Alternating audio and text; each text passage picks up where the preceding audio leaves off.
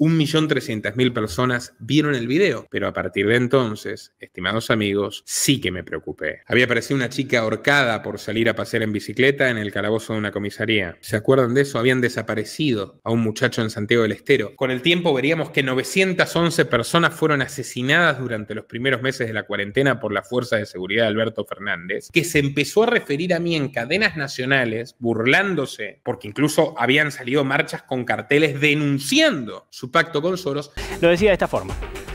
A mí la verdad no me presionan los que salen a la calle y dicen que estoy construyendo un nuevo mundo con Soros. La verdad, esos me causan gracia. Y luego el tipo recibió, él había nombrado un ministro que trabajó directamente para la ONG Espacios Abiertos de Soros, Martín Guzmán. Bueno, todo. Él recibieron a la comitiva, Nicolás Trota recibió a la Open Society y después directamente ellos recibieron a la Open Society y dieron la razón en todo. Estamos muy entusiasmados con las posibilidades de cooperación con el gobierno argentino, que ha ponido los derechos humanos, el tema de género en el centro de su agenda pública. Estuvimos hoy con el ministro de Educación y su equipo para discutir justamente cómo apoyar temas de educación para derechos. Cómo apoyar temas de derechos humanos, formación docente, temas de género. Entonces fue muy productiva, estamos muy contentos con la posibilidad de cooperación con el actual gobierno y la sociedad civil argentina en ese momento. Tercero, la bendita reforma educativa integral que habían acordado con Filmus desde el año 2003. Extendieron la cuarentena tal y como predijimos, el aborto, todo lo que planteamos, ustedes lo recuerdan. El tipo se refería a mí cada vez más enojado, la misma época en la que le puso a Johnny Viale gordito lechoso, que andaba con las señoritas, con las damas de compañía, trasnochándose mirando mis videos. ¿Yo qué decía? Y me hago cargo. Decía que estaba en Curitiba, a ver si tenía una mínima esperanza de que no den realmente conmigo y comerme las represalias. Pero seguía. Incluso puede dar fe, mi amigo Martín Venegas Ortega me había comunicado con él y le había dado los datos del canal por si llegara a pasarme algo. Ahí realmente empezaba a temer. Aún así, por supuesto, con mis queridos amigos, con el tesoro de amigos que tenía en mi ciudad en ese momento, nos juntábamos y disfrutábamos más que nunca. Ya me habían hecho como 3 despedidas, porque supuestamente me iba a ir, pero nunca me fui por el encierro y nos veíamos y festejábamos y celebrábamos.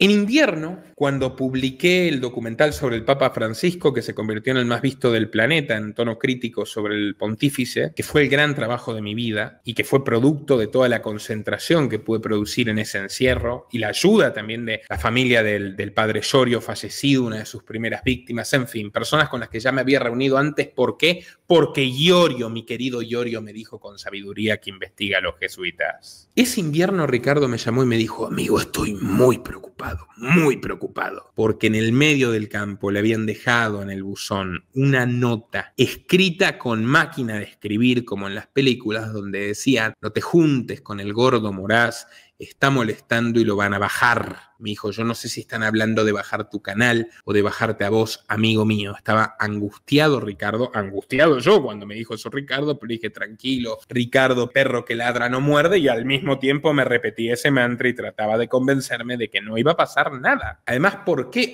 otra vez a un perejil como yo? O sea, justamente un diario como Infobae no publica para no tener represalias. Hay que decir que Haddad, por más de sus vínculos con el Mossad, lo hacía la embajada. Cuando se peleó con Cristina Kirchner le pegaron unos cuantos tiros a un restaurante mientras estaba cenando con su familia para que venda Canal 9 a Slim, el mexicano cómplice de Cristina, y lo hizo. O sea, por algo no publican los medios ciertas cosas y los kamikazes las terminamos publicando. Kamikazes que resultamos bastante removibles para el sistema, descartables, porque sobramos. En septiembre nos hackean. Habían hackeado también la página de Radio Sónica donde estaba Danan molestando al gobierno. Habían hackeado el canal de Cunio 1+1+3. Me hackeaban a mí. Habían hackeado a Realpolitik de Santiago Sautel, que hace poco se ganó un Martín Fierro a la investigación merecido. Todos los que molestábamos a Alberto, Cunio en esa época ya hablando de los videos del ascensor, yo con el pacto con Soros, Realpolitik, muchísimas datas de funcionarios, todos hackeados. Yo te comento, nuestro canal tuvo, por ejemplo, un crecimiento exponencial en abril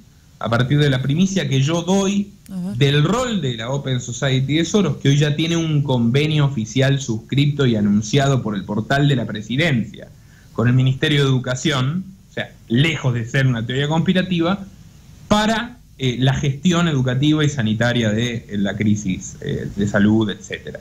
Cómo además se involucraron en que Fernández reciba préstamos del CAF y del BID, y prometen destrabar más fondos del Fondo Monetario Internacional, etcétera. Desde entonces, el presidente de la Nación, no Cafiero, no los del ENACOM, no un vocero y no un diputado, Alberto Fernández se pronunció 5 veces sobre mi investigación, en público. 5. 2 en conferencia de prensa, una en una entrevista radial, otra en C5N y la última en su entrevista en A2 Voces en TN, diciendo, me río de los que me vinculan con Soros. Después diciendo, no puedo creer cómo me vinculan con Soros. Después diciendo, a mí no me asustan los que me denuncian de trabajar con lobbies extranjeros como Soros. Y al final ya prácticamente implorando que nadie lo vincule con Soros. Creo que le dolieron mucho los carteles de personas que al manifestarse pusieron yo te voté a vos, no a Soros, y claramente... Ahora, ¿cuál es la solución? ¿Negar sin ningún sustento, lo que ya a estas alturas es obvio, y perseguir a un periodista, o en todo caso cambiar la política económica o la política internacional de este gobierno? Porque yo entiendo que Alberto tiene mucho tiempo libre, por más que se lo vea tan demacrado, porque las decisiones de política interna las toma Cristina y las de política externa las toman los lobbies, o las de política estructural, digamos. O sea, es un presidente en una situación bastante frágil y débil. Pero percibo una verdadera obsesión contra la prensa libre y contra el pensamiento crítico. Este hombre paseó por muchísimos estudios de radio y televisión durante años, denunciando el autoritarismo kirchnerista, diciendo, oh, miren cómo persiguen a Clarín. Ahora le está persiguiendo a gente mucho más débil en términos económicos o materiales que Clarín, y me atrevería a decir que mucho más profesional en el abordaje periodístico que hacemos sobre lo que está sucediendo en la Argentina. Me refiero a mí, me refiero a ustedes y me refiero a todas las personas que mencioné que están siendo censuradas y perseguidas. Recuperamos el canal tras 2 semanas que nos sacaron de circulación. Y yo me puse también a cubrir muy intensamente las elecciones norteamericanas. Saqué a esos fines de año yo solo trabajando 10, 12, 14 horas por día, lunes a lunes, que lo sigo haciendo hasta ahora 5 años después sin descanso, amigos. Espero que sepan recompensarlo en Patreon. Saqué Biden, saqué las 2 versiones de Biden, 700 y 600 mil visitas, Kamala Harris. Bueno, estaba grabando Kamala Harris, todavía no había publicado Kamala Harris. Y había empezado una relación a distancia con mi querida Camila, la buena, que tengo la fortuna que sigue en mi vida hasta el día de hoy. Miren, esto fue poco después de casi haber perdido la vida. Pero no nos podíamos ver, porque vivíamos en una dictadura comunista que no permitía que uno vuele de una provincia a otra. No podíamos conocernos. Tuvimos meses por videollamadas. Y yo recibía visitas de mis amigos y trabajaba y trabajaba y trabajaba, y me llamaba Ricardo y hacía videollamadas con los que habían quedado en otras ciudades cautivos del totalitarismo mundial, y yo volcando toda mi energía a hacer todo lo que estuviera en mí por la desobediencia civil, por recuperarnos de ese yugo, porque termine esa horrenda pesadilla. Ya Alberto no era nada popular, por el contrario, mis videos sacaban cientos de miles de visitas, había mucha gente encerrada mirando contenido también, lo cual no está bien, por supuesto. Y en ese contexto, yo había vuelto a poner en venta mi casa, había venido un interesado, la cosa parecía avanzar. Una vez con una amiga, Belén, estaba en el jardín de mi casa, fumando, mirando el sol. Pasa lentamente una camioneta Dodge blanca, 4x4, en un barrio residencial, no es algo raro, pero quien la conducía nos tira una mirada asesina. Era grandote, era aspecto de clásico de malhechor. Belu me dice, ¿qué onda? Le digo, no sé, alguien que está de mal humor. Otra vez estábamos reunidos con mi amigo Julián y otros tantos, comiendo pizza, empanadas, debatiendo de historia, su hermano tocando el violín, gente maravillosa, mi familia realmente. Por eso hay una sabiduría en todo lo que pasó y en haberme quedado varado ahí. Y de repente estábamos paranoicos de que no nos persiga la policía soviética de Fernández y compañía. Pasa un vehículo blanco. ¿Quién será ese?, me dice Juli. Y debe ser el que quiere comprar la casa, le digo. Finalmente, después de haberme liberado del Ocupa, no sin perder dinero yo también en el medio y todo, recuperar mi hogar que estaba totalmente vacío y cada vez más vacío, yo lo estaba vaciando. Etapa final en el sur. Seguimos a fines del año 2020, sigue Alberto Fernández en su espiral totalitaria, seguimos totalmente encerrados, no puedo conocer a mi novia que se había acercado por mi trabajo y todo lo demás, se posterga eternamente cada vez que queremos viajar, bueno, otra fase 1, suspenden los vuelos. En ese contexto, yo que soy una persona que no suelo recordar lo que sueño.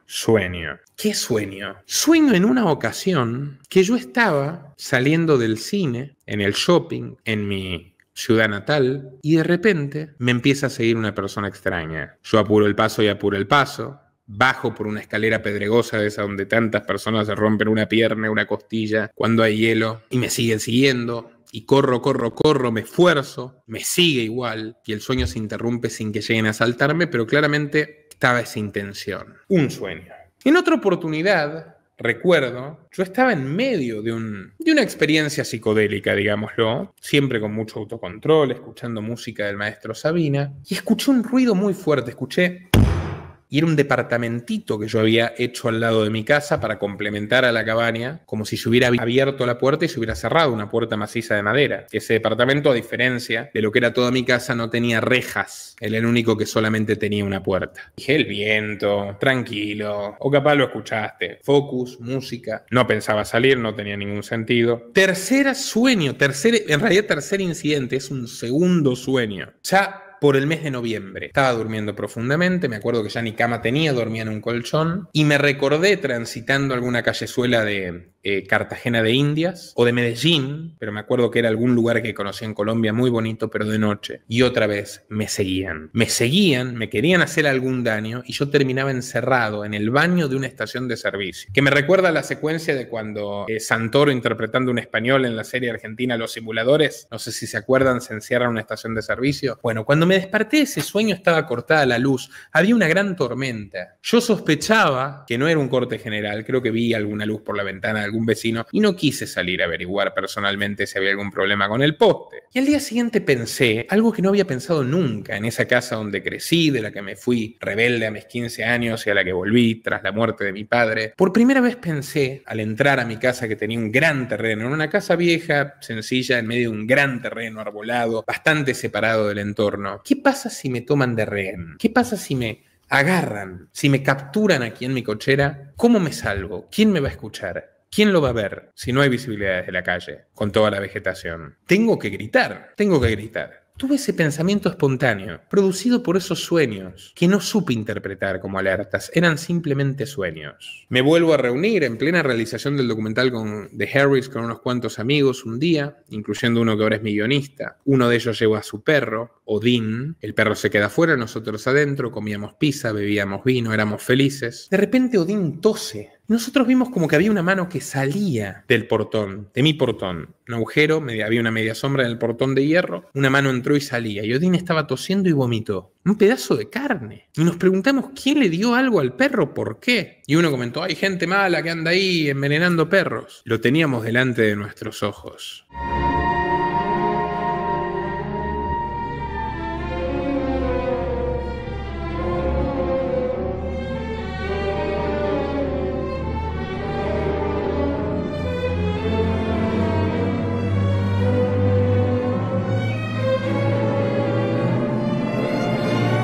Al día siguiente yo no pensaba recibir a nadie, pero gracias a la insistencia de un amigo llamado Luca, me salvé de la catástrofe, de la absoluta catástrofe. Yo recibí la visita de Luca al día siguiente, porque me lo pidió, porque lo necesitaba. Él estaba enyesado, ya repasaremos directamente con él por qué, tenía muletas. Nos quedamos conversando y aquella noche, como todas las noches, me tocaba recibir el delivery alrededor de las 23 horas de la amable roticería de la esquina y luego de comer tener mi videollamada con mi novia. No era solamente yo el que manejaba esa información, claramente. Estábamos sentados con Luca en el living, pasa la camioneta blanca mientras teníamos conversaciones insustanciales y le digo, otra vez la camioneta blanca, otra vez. Debe ser este tipo que quiere ver qué va a hacer acá, que va a construir unos duplex, no sé qué cosa. Y le digo, bueno, Luca, él me hacía muchas preguntas, fue uno de mis primeros seguidores, una de las primeras personas que se identificó como un seguidor mío. Y bueno, Luca, ya llegó la hora de irse, tengo que seguir trabajando, tengo que terminar, ahora un rato tengo que hablar con Cami. Y le pedimos un remis o un taxi. Cuando el coche llega a la puerta, eran alrededor de las 22:45, nosotros salimos de la cocina a la cochera y de repente vemos de la esquina de mi casa salir en dirección nuestra 3 tipos. Mi cabeza, que como ven, como dice mi psicoanalista, no está preparada para lidiar con el peligro y con el riesgo, con los mismos, no sé, frenos inhibitorios que la persona común. Lo primero que pienso es, debe ser Cobrita, mi amigo Cobrita, el negro que le gusta la birra. En el buen sentido, con cariño, ¿no? Jodón. No es Cobrita. En microsegundos veo que no es Cobrita. Son 3 tipos con aspecto de lo que eran potenciales asesinos, uno armado tirándose encima nuestro. Y mi cabeza reaccionó, pese a esa primera confusión inicial, reaccionó automáticamente. Reaccionó como se había programado para reaccionar. Cuando reflexioné después de los sueños, ¿qué pasa si me quieren tomar de rehén? Días antes de que realmente, aquella noche de diciembre, lo hicieran. Grité, ¡ayuda! ¡Ayuda! ¡Auxilio! Y ellos, que me habían estado vigilando minuciosamente, que conocían mis movimientos, que ya habían merodeado, que probablemente ya habían entrado antes a mi casa y por eso escuché ese portazo en el departamento contiguo antes. Ellos no esperaban que ese día yo recibiera a Luca. Gracias al pobre Luca que estaba aterrorizado con sus muletas, esos 3 tipos no pudieron silenciarme porque uno, el más grandote, se fue con Luca el lisiado y los 2 más petizos se tiraron arriba mío. No podían taparme la boca. 6 veces pude gritar auxilio, ayuda, ayuda, auxilio antes de que me tapen la boca. Me noquean, me lanzan al piso de baldosas amarillas de mi cocina y a Luca también. Me pegan para reducirme y yo no me tranquilizo. En un momento llevo la mano a mis bolsillos y me pisan el brazo. Me dice, cálmalo a este, tírátelo encima, cógetelo. Me amenazaron con violarme, señores. Uno de los maleantes, más alto y más corpulento aún que yo, un gordo gigante. Otro armado con una pistola lista para disparar, que el peritaje luego determinó que estaba perfectamente lista, hasta con la corredera preparada. Apretaba el gatillo y me mataba. Pero yo tuve un chute de adrenalina que no me imaginé tener. A mí siempre mi padre, que me había dicho que nunca iba a pasar nada, pero que si alguna vez pasaba algo, yo permita que me saquen todo, que mi vida es lo más importante. Pero bueno, evidentemente esa formación que había tenido mi viejo conmigo no dio su fruto, porque se me salió un gen de supervivencia y combatir, que finalmente había ahorrado unos dólares con mi trabajo esforzadísimo en el canal, que finalmente había empezado a vivir del periodismo como quería, de manera independiente, pero yo no me terminaba de dar cuenta de lo que ahí estaba pasando. Lo primero que querían buscar eran mis computadoras, pero cuando yo estaba en el suelo y me estaban pateando y me estaban queriendo atar y me amenazan con violar, me dicen, tírate encima de él, bajale el pantalón, cogételo, yo les tiraba patadas y patadas y patadas. Entonces optaron por poli bueno, poli malo. Uno me dice, cálmate, si vos te portás bien no te vamos a hacer nada, cálmate. Y Luca me decía, por favor, Nico, por favor, nos van a matar. Pues imagínense, pobre desgraciado, tenía el yeso en la pierna, ya no lo va a contar desde su perspectiva. Entonces yo me calmo, nos arrastran a un pequeño pasillo, queda el grandote vigilando en la cocina, los otros 2 nerviosos buscando cosas. Lo primero que hacen es buscar mis computadoras, nunca lo olvidaré. Las compu, las tengo, ahora la plata. Primero, las computadoras. Nosotros estábamos mal atados con estas típicas sábanas para la parte de las almohadas, de las almohadas, ¿no? Y de sábanas comunes. Yo me desato. Luca me dice, por favor, shh, le digo yo. Y entro a mi dormitorio. Cuando entro a mi dormitorio, observo a uno que estaba revolviendo mis cajones. Como todo argentino que no puede confiar en el sistema bancario, tenía unos dólares en mi domicilio. En el 4.º cajón, después de calzoncillos, medias y remeras, el tipo había sacado, pum, el primer cajón, tum, el segundo cajón, tum, el tercer cajón, estaba a punto de dar con los dólares. Dije, no, pará,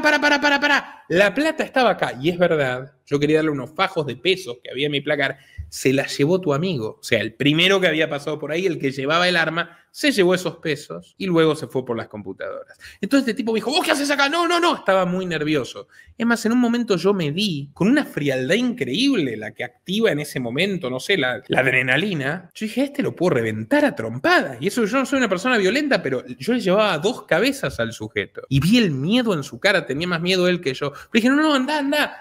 La plata la tiene tu amigo. Y él se va al living y se empiezan a pelear. Le dice, dame la plata, guacho, va a venir acá, no, ¿qué estamos haciendo? No, nos van a agarrar, no quiero volver adentro. No quiero volver adentro. Me acuerdo la frase. Abro la ventana de mi dormitorio y vuelvo a gritar, ¡ayuda! ¡Ayuda! ¡Policía! Llego a gritar 3 veces más, en dirección a los vecinos más cercanos que tenía. Un dúplex de ladrillo que estaba al lado y me da el gordo grandote por atrás. Yo vuelvo a abrir los ojos y estoy otra vez ahí, entre el pasillo y la cocina, sometido, atado, esta vez bien atado, me dolían las muñecas, me acuerdo, me ardían las muñecas de la bronca con la que el tipo me ató. Luca yo no lo tenía totalmente fuera de mi vista. Es más, en mi cabeza dije, capaz ya lo mataron a Luca. Y el tipo, yo empiezo, ¡ayuda! El tipo con sus 2 manos gigantescas, rocosas y callosas, me tapa de tal forma que no solamente tapa mi boca, sino también mi nariz. Yo hago un esfuerzo brutal por respirar a través de sus poros, de los poros de Marcelo Nahuelquín, de este maleante. Y no puedo. Y digo, game over. Empiezo a ver puntitos, hipoxia. Y me acuerdo que cuando era muy niño, yo había tenido recurrentes pesadillas con que un grupo de ladrones tomaran de rehén a mi padre y yo ver esa secuencia desde abajo, más o menos como estaba yo siendo ahorcado en ese mismo sitio. Eso realmente es otro componente místico, pero lo recordé y vaya que yo soñaba eso cuando era chico, vaya que lo soñaba. Y al mismo tiempo pensé, ahora que estoy empezando a ser feliz, no podré conocer a Camila. Todo eso lo pensé en segundos. Alcé mi mirada y mi casa, que estaba vacía, mis armas yo se las había dado a un amigo para que me las cuide. Muebles prácticamente ya no tenía. Las computadoras las habían embolsado. No había adornos, no había libros, no había nada. Yo me estaba preparando para irme de la Argentina de una vez por todas. Que miren cómo me despidió, ¿no? Lo único que había en la pared colgado era la estampa de la Virgen de Satanudos. Se los voy a mostrar. La tengo conmigo. Esta estampa de la Virgen de Satanudos de mi abuela. Yo la miré, sentí a mi abuela y estuve a esto de desmayarme. Se empezó a apagar la luz y fue ahí cuando escucho ¡alto! ¡Policía! El cerdo criminal me suelta automáticamente y como era un delincuente amaestrado, no pone resistencia, se lanza al piso con las manos sobre la cabeza y 2 policías entran, uno prácticamente temblando, el otro dice, voy a pedir refuerzo. Le digo, tranquilo muchacho. Yo me paro de inmediato, después de recuperar la respiración, me paro y le digo, tranquilo pibe, tranquilo, tranquilo. Hay 2 más. ¡Ay, no, 2 más! Sí, pasá. Hay que someterlos. Me acuerdo que uno estaba abajo. El pobre Luca estaba en una esquina, me acuerdo, abrazado a su yeso y temblando. Entonces, el tipo que yo me había cruzado en mi dormitorio, Nahuelquín Jr., el tipo que yo me había cruzado en mi dormitorio, inmediatamente se tira al piso. Dice, yo soy su amigo. En la confusión, cuando empiezan a llegar otros policías, dice, yo soy su amigo para que lo suelten. Le digo, ¿qué vas a hacer, mi amigo? Vos, hijo de puta, ¡pah! Le pegué una patada en la cara y dijeron, vos vas a tener que decir que lo pateaste porque si no va a decir que fuimos nosotros. Encantado de la vida y si querés lo pateo de nuevo, me acuerdo que le dije. Y el policía, el primero que entró, que realmente hay que darle, le regalé unos chocolates después, jovencito, primera vez que se veía ante una situación así, dice, ya está, no está, falta el que tiene el arma, le digo, falta el que tiene una pistola. Dije, debe ser una 22, una 32, una pistola chica, vieja. Le digo, en el living, está en el living, vamos al living. Y lo llevo al tipo al living. Y él se asoma así y dice, no está. Le digo, sí, mirá, está ahí. Le señalo, estaba escondido. Estaba escondido el que llevaba el arma abajo de un tender de ropa. Típicamente en la Patagonia se pone el tender, el colgador con la ropa enfrente de la estufa a gas para secarlo, ¿no? Si no tienes la base secar ropa. Bueno, entonces se agarran a trompadas, me acuerdo de esa secuencia, se le cae la pistola al maleante, se agarran a trompeadas, vuela sangre y el maleante cuando lo reducen se empieza a golpear la cara contra el piso, por supuesto para luego alegar violencia en la detención y zafarse, que son los típicos trucos de la progresía garantista repugnante, de la corrupción judicial repugnante en nuestros países latinoamericanos. Por cierto, les recomiendo que visiten hoy mismo Terapia Liberal de nuestro colega Nicolás Martínez Laje. Hoy mismo. Háganse el tiempo después de este video.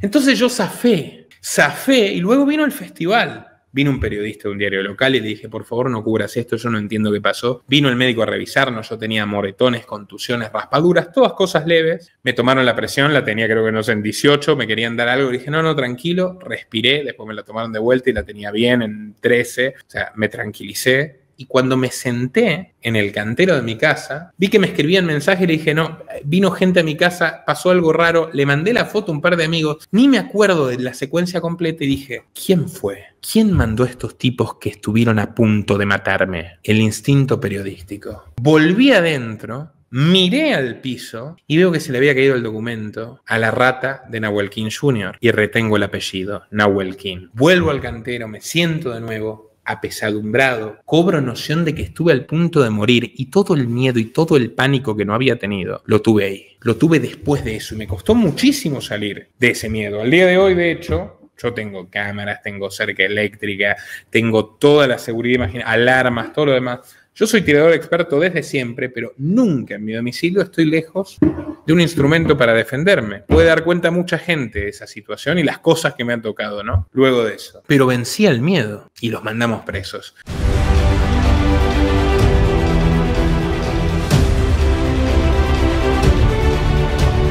No te des por vencido ni a un vencido. No te sientas esclavo ni a un esclavo. Trémulo de pavor, muéstrate bravo. Y acomete feroz ya mal herido. Ten el tesón del clavo enmohecido que a un viejo y ruin vuelve a ser clavo. No la cobarde estupidez del pavo que amaina su plumaje al primer ruido. Procede como Dios, que nunca llora, o como Lucifer, que nunca reza, o como el robledal cuya grandeza necesita del agua y no la implora. Que muerda y vocifere vengador haya rodado en polvo tu cabeza.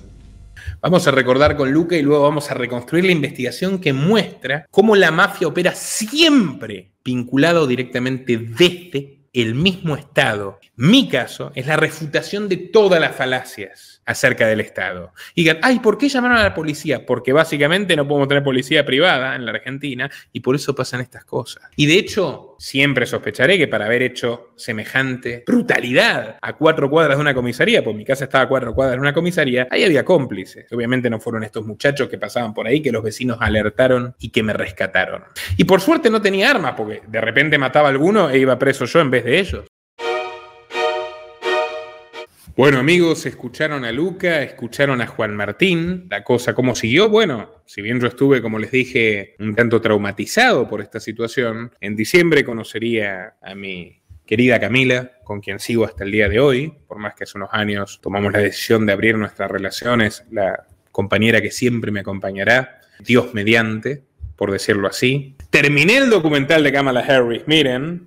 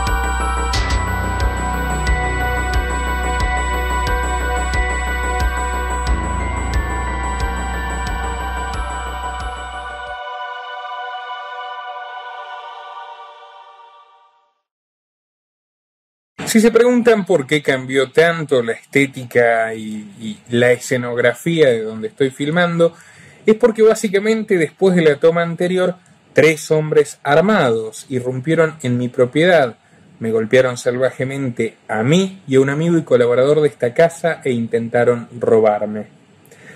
Semejante ataque brutal fue frustrado por la enorme y oportuna solidaridad de mis vecinos. Los 3 maleantes se encuentran detenidos y yo a 5.000 kilómetros de donde me encontraba en la toma anterior. Que conste en actas que el oficio periodístico se torna cada vez más difícil y riesgoso. Exactamente con esa secuencia histórica y ya fuera de la Patagonia y sin ninguna intención de regresar en aquel momento y grandes éxitos Y también otros obstáculos me esperaban en el camino, donde ustedes fueron cruciales para sortearlos, y por eso, antes de revelar la identidad de quienes estuvieron detrás de lo que podría haber sido mi muerte, de lo que muchos consideran que es un intento de asesinato, por más que haya sido caratulado como un robo en poblado y en banda, mano armada y con violencia. Si ustedes quieren saber quiénes son, lo sabrán, pero primero tengo que pedirles, por favor, que nos ayuden a seguir llegando a sus casas, a continuar con esta labor periodística donde nadie puede negar que me juego la vida. Hace más de 5 años abrí este canal porque creo que educar es combatir. Y ni en el mejor de mis sueños pude vislumbrar a dónde llegaríamos juntos. Más de 750.000 suscriptores, más de 180 millones de visitas y un batallón de documentales exhaustivos que desenmascaran a los peores villanos y tiranos de nuestra era. Estoy eternamente agradecido a ustedes, mi público, por permitirme hacer lo que más amo, un periodismo veraz, independiente, libre y combativo. Hoy somos un equipo de 10 personas trabajando de lunes a lunes para ti, que nos miras. Y cada uno de nosotros depende de quienes están detrás de la pantalla. Esto es un ida y vuelta. Gracias a ustedes, sobrevivimos a 2 hackeos que amenazaron con dejar nuestro canal reducido a cenizas. A una injusta crisis con la plataforma que resolvimos, pero implicó deshacernos de nuestros 500 primeros videos, que algunos hemos relanzado con ediciones y también están en patreon.com/Nicolás Moraz. Pero lo más importante de todo es que ustedes, amigos, me persuadieron de no bajar los brazos, ni siquiera después de sentir una fría pistola calibre 32 en mi cuello y estar a 5 segundos de no poder contar la historia, ni esa ni ninguna otra. Sin embargo, este último año ha sido particularmente duro, tanto en lo personal como en lo laboral. Y si realmente quieres que sigamos contándote la cruda realidad para que puedas prepararte ante sus desafíos en este mundo turbulento, realmente necesitamos tu ayuda. No solo para continuar con una 7ª temporada de Los Liberales, sino para innovar y dar un salto de calidad. Esto significa financiar un nuevo estudio que elevará la calidad audiovisual y nos permitirá introducir nuevos formatos, como debates o entrevistas en vivo con personajes de lujo. Nuestro objetivo es reunir $50.000 para este proyecto, que incluye tanto mejoras técnicas como construcción y personal. Pero como nada es gratis en la vida, por supuesto que si nos apoyas en esta aventura, recibirás tu recompensa. ¿Cómo? A través de nuestra nueva tienda en patreon.com/Nicolás Moraz. Sí, ahora Los Liberales tenemos tienda. Además de los valiosos aportes mensuales que ustedes hacen en Patreon y que realmente necesitamos y agradecemos, por favor no dejen de hacerlos. Ahora puedes hacer una compra única que impulsará la renovación de Los Liberales y para ello no es necesario que te unas como aportante mensual.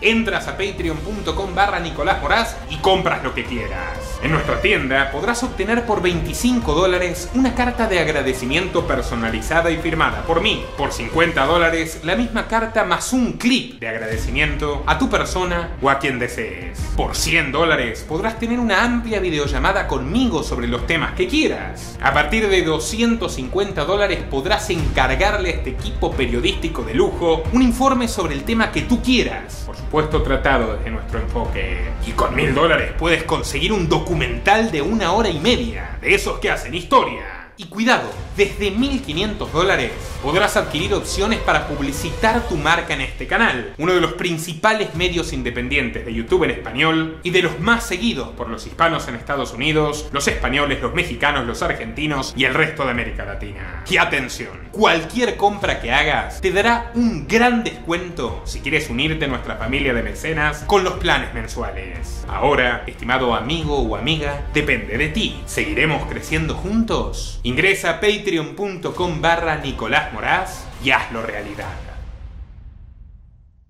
Y dicho esto, estimados amigos, recuerden aquella noche de comienzos de diciembre del año 2020, donde me encuentro ya apesadumbrado en el cantero de mi casa mientras forenses, médicos, policías y detenidos se revuelven por ahí. Busco el nombre que figuraba en el documento de uno de los maleantes del que pateé, Ezequiel Alejandro Nahuelquín. Y resulta ser el hijo de Alejandro el Taca Nahuelquín, un destacado puntero político que hasta el día de hoy es señalado como la mano derecha del entonces senador Alberto Bretilnec, de origen kirchnerista y peronista, aunque luego hizo su partido propio, y ya veremos a dónde está alineado hoy Bretilnec. Pero bueno, el prontuario del Taca Nahuelkin, incluso cuando llegó a ser funcionario provincial oficial por primera vez tras ser chofer de Bretilnec, es asombroso. Hay una web curiosa que se llama El Zorro en la Web, auspiciada por el gobierno de Río Negro. Qué ironía, seguramente no quieren que siga publicando artículos como este, que salió el 18 de febrero de 2019, donde titula El Zorro Web: un delincuente con amplio prontuario penal es funcionario provincial, y declara una mínima fortuna en comparación a la que realmente tiene, y menciona que es un terrateniente Nahuelkin con terrenos muy valiosos, muchos de ellos vinculados a usurpaciones violentas, e ahí se lo puede ver caminando en múltiples fotos que existen con el sonriente gobernador de Río Negro en aquella época y nuevamente ahora, Alberto Bretilnec, ¿verdad? Bueno, y habla de las historias y personajes que circundan sobre Nahuelkin. Ahorraremos los localismos y vamos a posicionarnos directamente aquí, donde rescata, mírenlo, ¿no? Qué muchacho. Esto es la política. El Estado está compuesto por personas como esta. Luego dicen, ¿llamaste a la policía? Bueno, si hubiera policía privada y no tuviéramos el cáncer estatal, este tipo de personas no actuarían con la impunidad con la que actúan, ¿no? ¿Ven esa foto quemada? ¿Ven esa foto quemada? ¿Ven a Nahuelkin al lado? Bueno, por algo están las dos fotos juntas en este artículo de El Zorro Web, ¿verdad? Bueno, es muy interesante, aquí tenemos el testimonio de un vecino aterrorizado, por cierto, repasar quién es Nahuelkin, ¿verdad? Que realiza actos del Día de la Tradición y cabalgatas y todo, digamos, hace un culto, digamos, de la cultura gaucha en una provincia que no se caracteriza precisamente por una tradición gauchesca. Fíjense, previo a la vida política, Taca Nahuelkin, el padre y probablemente primo o hermano del otro Nahuelkin, porque eran dos, del grupo de tres eran dos Nahuelkin, los que casi me matan, ¿ok?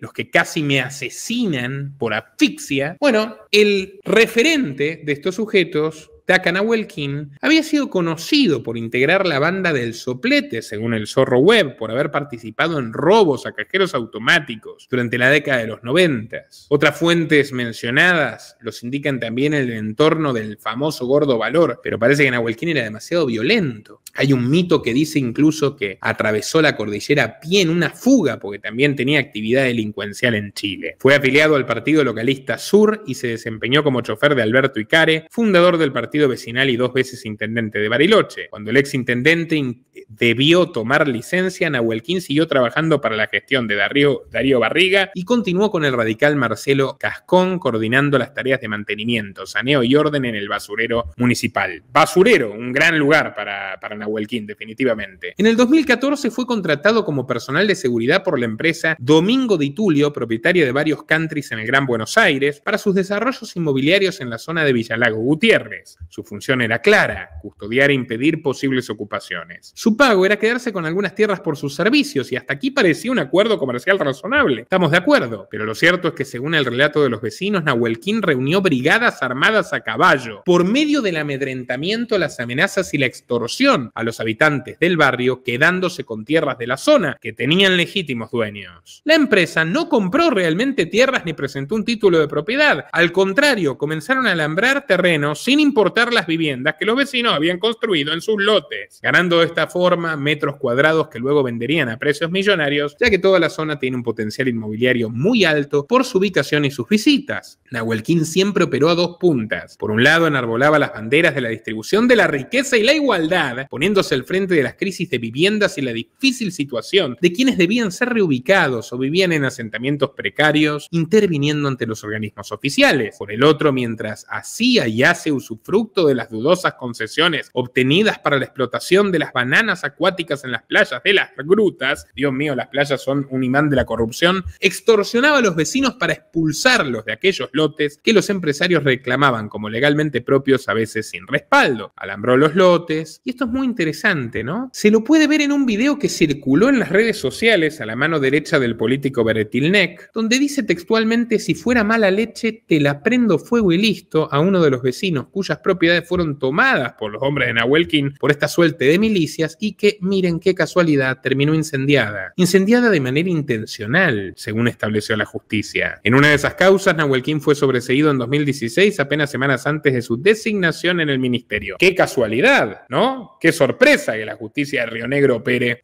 de esta forma! También se involucra en la comercialización ilegal de esas tierras, ¿ok? Y otras acciones para asustar a los vecinos con gauchos acuchillados, montoneras. En 2017, un vecino de apellido Azócar presentó una denuncia ante la fiscalía por la usurpación de un terreno de su propiedad. Y así, ¿verdad? No debe sorprender, ¿verdad? No debe sorprender nada. Vamos a ver directamente a Nahuel Quin, ¿verdad? Vamos a ver a Nahuel Quin en su naturaleza. Vamos a ver cuál es la materia prima de la clase política en la Argentina y en cualquier país. ¿Qué clase de personas viven de nuestros impuestos, cobran sueldos, tienen coches oficiales? Ahí lo tenemos a Nahuel Quin, fíjense, ahí lo tenemos en todo su esplendor a Nahuel Quin. Miren. Claro, viste, viene cosas. Yo entiendo sobre, digamos, a nosotros vino la policía y dijo, muchachos, no toquen un clavo más hasta que no venga la fiscalía. Listo, y es lo que estamos haciendo. Hasta que venga la fiscal, hasta que no venga la dueña. Es lo que estamos haciendo.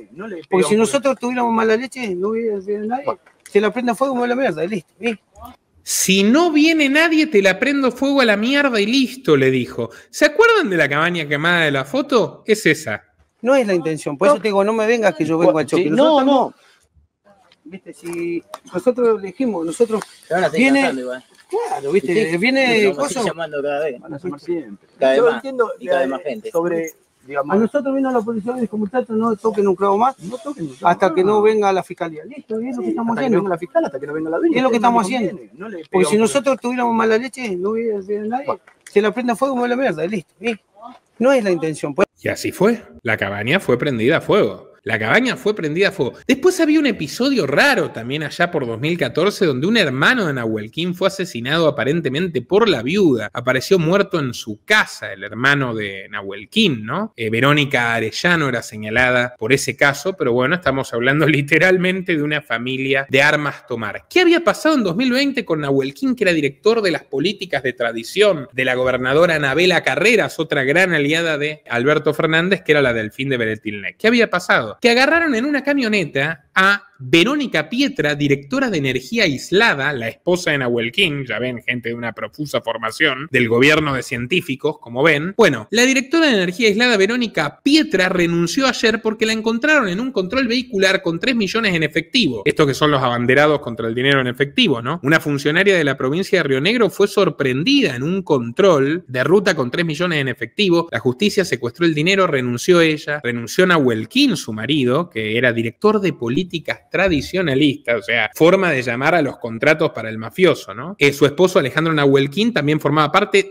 como director de políticas sociales tradicionalistas y se largaron. Y como había que compensar que sus sueldos millonarios ya no iban a llegar y que les habían sacado esta plata que según ella les dio un cambista, bueno, se pusieron inquietos por la recaudación. Respecto a la cuestión de las casas de cambio, en la Argentina con el cepo que puso Cristina, que reinauguró Macri, que mantuvo Milei, que sacó solo obligado por el Fondo Monetario, las casas de cambio clandestinas son las que venden dólares y bueno, muchas de ellas están conectadas con estas redes de delincuentes. Por eso, por ejemplo, sabían al mismo tiempo que yo tenía dólares, me habían identificado y además que era molesto para el gobierno nacional y ya veremos qué rol juega el gobierno nacional en todo esto. On our way to a cueva, a cave, to change US dollars into pesos.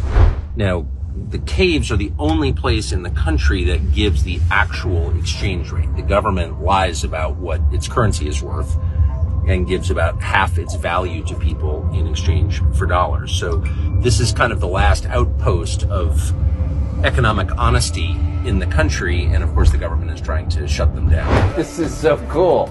Well, we're on the top floor of a building. Unmarked. We just got buzzed in after waiting outside for a while, and trying to change a $100 bill. Okay. How many money do you expect are you going to receive? I don't know. Enough to keep my door from closing. A doorstop. Well, now I feel rich. This is like Mad Max of caves. You know, it's obviously amusing, but it's also sad. Imagine if that was your country. This was your national currency, and Acababan en noviembre de 2020, acababan de procesar estos personajes y en diciembre pasó lo que pasó. Ojo, llevaban siguiéndome por lo menos 2 meses, observando mis movimientos, ingresando ilegítimamente a mi propiedad. Descubrimos un agujero en el alambre incluso, un agujero en el alambre. Ahora miren, ¿no? Qué impasible Nahuel King, mientras tanto que tiene videos festejando su cumpleaños en el canal de YouTube. Es un artista, un político y un artista el Taca Nahuel King, miren. Residencia Nahuel King. Ay, me había olvidado, no lo puedo creer, soy... Bueno, ahora le aviso a los chicos. Esta señora debe ser la científica experta directora de energía aislada, ¿verdad? Bueno, es el cumpleaños de Nahuel King. ¿Ok?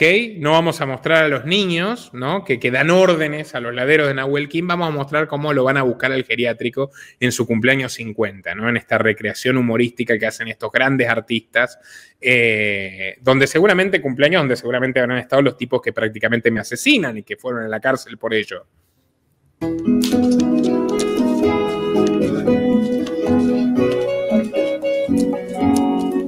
Qué bonito.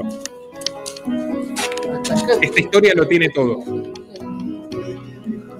nos dio bola, ¿no? Vamos a ver qué pasa entonces. Mirá dónde terminó este viejo, A ver si lo entiende. Y el merecido lotería siempre se fue sin pagar el tipo. Están diciendo que tenía mucho más plata de la que decía que tenía y por eso se fue un buen geriátrico. Sí, buenas tardes, caballeros. Buenas tardes. Anda buscando al señor Nahuel King, puede ser que lo ubique. Oh, ¿cómo no lo voy a ubicar? Si me tiene alborotado el gallinero acá, el señor Nahuel King. Alborotado el gallinero. Sí, es común. ¿Le debe algo a usted también? Sí, han venido unos cuantos acá. ¿Le debe algo a usted también? Preguntan. Y dice, han venido unos cuantos acá, ¿no? Se burlan de la víctima, me parece.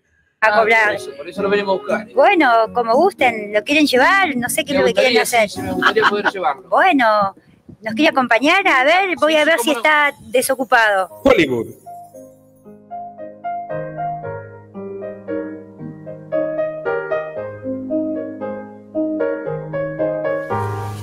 ¡Hey, Nahuel King!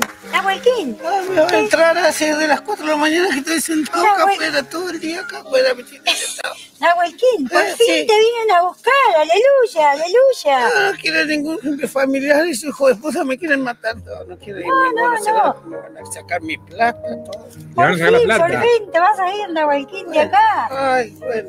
Arriba, vamos, yo te ayudo, despacito, Para que se despacito. me Despacito, despacito. Vamos, abuelo, despacio. Y si de 20 horas sentado afuera me tenés cagado, frío. Bueno, pero si me tenés alborotadas las gallinas, Nahuel King, ¿cómo no te voy a sacar afuera? Ya viejas locas buscan. Muchachos, acá lo tienen. Pero recuerden que si lo llevan no tiene devolución. No tiene devolución. Esto es la abuela, ven la billetera. No, me están afanando todo. ¿Dónde está la billetera? Me están afanando todo, dice. No, proyección quizás. Señor Nahuel King, dedíquese a la actuación, por favor. Bueno, yo pedí, por favor, no aparecer. Estaba bastante preocupado. Quería asegurarme poder salir vivo ileso de la Argentina. Y, por supuesto, me encargué de que estos tipos vayan más de 3 años a la cárcel. Fueron acusados formalmente. Estamos hablando de Alejandro. Fueron condenados. De Ezequiel Alejandro Nahuel King, el hijo de Nahuel King. Marcelo René, primo o hermano de Nahuel King, según entiendo. Y Reinaldo Figueroa, señores. Reinaldo Figueroa también participó, que era un señor que estaba preso por intento de homicidio. ¿Pueden creerlo? Por intento de homicidio. Uno de los detenidos por el asalto en Melipal tiene un peligroso historial. Ahí lo tienen a la joyita que me apuntaba con la pistola, ¿no? Figueroa, cuya defensa apeló la prisión preventiva que le impusieron algunos días atrás, es dueño de un prontuario extenso y dilatado en el tiempo. Se cuentan, claro, las que perdió cayó en manos de la autoridad, no las que, por supuesto, zafó. Desde 2005, bueno, armas, robos a taxistas, más robos, lo agarraron con una pistola Versa, un robo violento, un atraco en un frigorífico, golpearon a un hombre con ferocidad y obligaron a la mujer y a la del matrimonio y a su hija a llevarlos hasta una sucursal de la empresa familiar, según entiendo también las vejaron, en la calle 25 de Mayo, donde se apoderaron de unos 10.000 pesos, ¿no? Unos delincuentes, Figueroa y otros, se presentaron en el hospital con heridas de arma de fuego, presuntamente en una pelea por el reparto del botín. Qué milagro que los hice pelearse sin saber yo esto, ¿no? En el instante donde tuve la poca fortuna de coincidir con estos sujetos en mi domicilio, ¿verdad? Y literalmente, después una condena por lesiones graves agravadas en el marco de un juicio abreviado donde se declaró culpable por haberle pegado un balazo a Lucas Jaime tras presentarse en la vivienda de este. Habían estado juntos en la cárcel, en el penal 3 de Bariloche, 10 de octubre de 2018. Bueno, lesiones graves, ¿no? No era intento de homicidio. Tampoco lo mío. A mí casi me ahorcan, pero no era intento de homicidio. Al tipo le pegaron un tiro en la cara. Le efectuaron un disparo en el rostro, literalmente, pero quedó como lesiones graves. Bueno, ya saben. Ok. Seguramente van a decir que se tienen que reinsertar a la sociedad, ¿verdad? Bueno, ¿ustedes creen que Alejandro Nahuelquín fue apartado de la política? No, él es dirigente del partido Somos Río Negro de Beretilnec, que era senador, en aquel entonces su delfina Anabela Carreras era gobernadora, y que ahora ha vuelto a ser otra vez gobernador. De hecho, él asumió en 2011 por primera vez, recuerdo, porque asesinaron a Soria, el gobernador kirchnerista electo, lo mató su esposa, y en su lugar subió este sujeto que era el vice y luego creó su propio partido, ¿ok? Peinando canas, generalmente sonriendo, dicen en esta nota, generalmente sonriendo y con un lenguaje directo.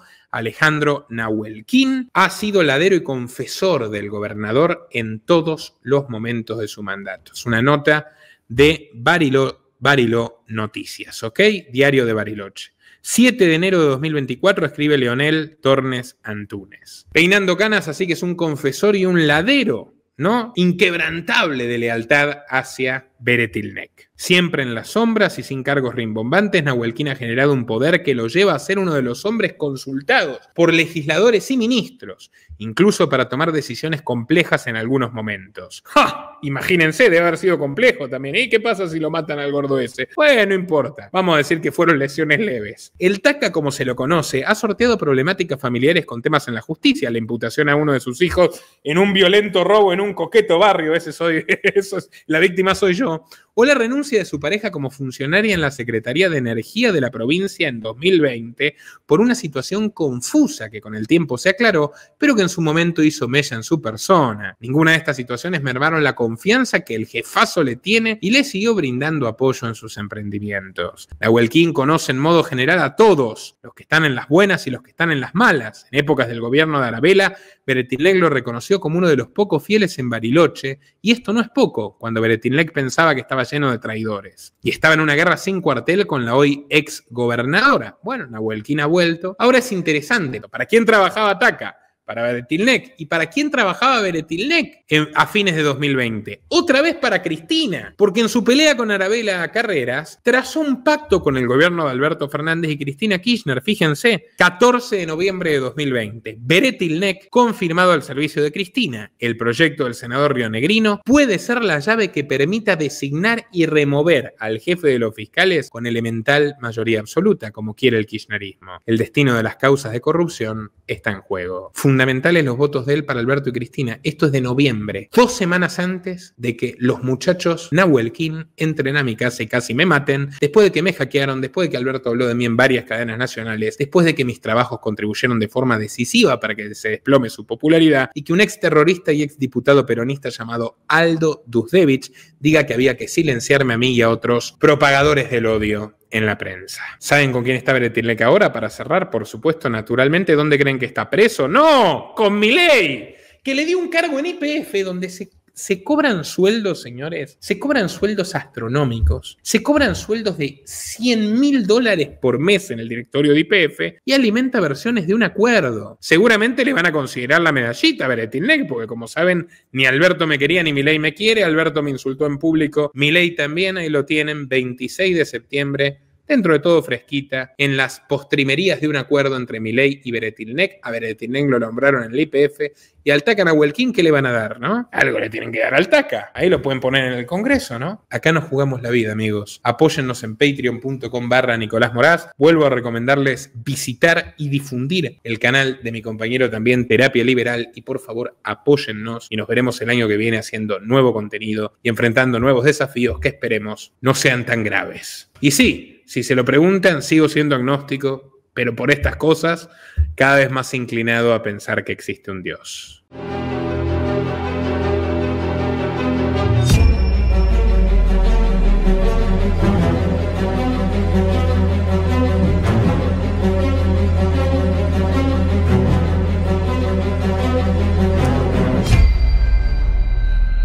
Dale clic al botón de suscribirse y no te olvides de activar la opción de recibir todas las notificaciones para no perderte de nada.